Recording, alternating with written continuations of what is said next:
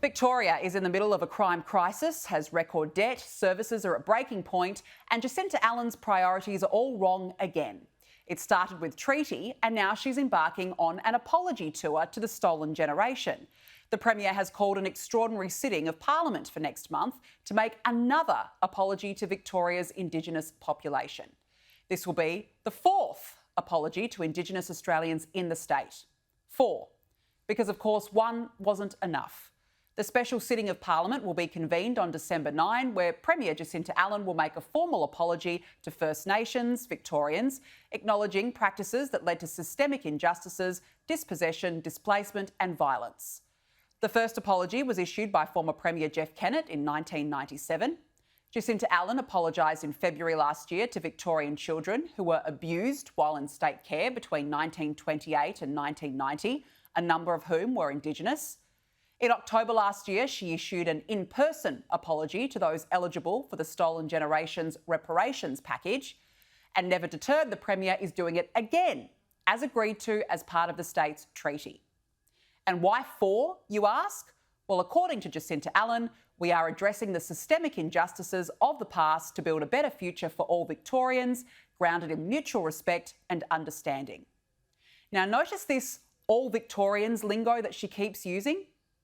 What's in it for all Victorians?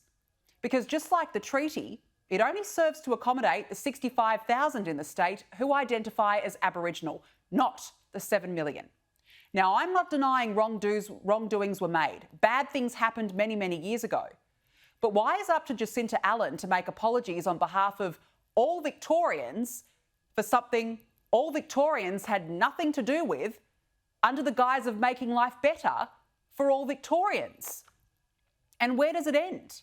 I mean, the treaty was only signed into law 2 weeks ago and formally comes into effect next month, and already changes are happening. It's the Victorian taxpayer who is going to cop the repercussions. Everyday, hard-working citizens who've done nothing wrong but are being made out to be the enemy and as the people responsible for any injustice so that the Premier can feel good about herself. This is race-based politics, and it is not out of the realms of possibility to say that compensation is next. And what exactly is this latest apology going to achieve? I mean, it's been 17 years since Kevin Rudd issued this national apology. For the pain, suffering and hurt of these stolen generations, their descendants and for their families left behind, we say sorry. And what has actually changed since that moment? Because the outcomes for Aboriginal Australians are the same, if not worse. Aboriginal and Torres Strait Islander prisoners account for 37% of all persons in custody. Indigenous people are 15 to 20 times more likely than non-Indigenous people to commit violent offences.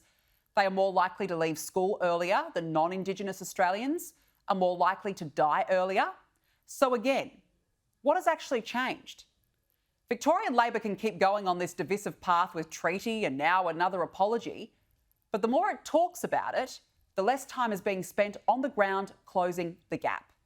And it's all symbolic for Jacinta Allan, because if this upcoming apology was truly about substance and meaningful change, then why has almost $170 million been allocated in the 2025-26 state budget for Aboriginal services across health, education, housing and other programs?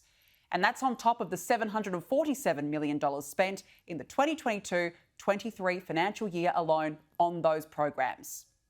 How about Jacinta Allan start making life better for all Victorians and actually tackle issues that impact all Victorians, like crime? And I'll catch up with Warren Mundine on this shortly. And don't forget Jonathan Lee's Out of Control Victoria's Crime Crisis special, which airs at 7:30 p.m. Australian Eastern Daylight Time this Sunday.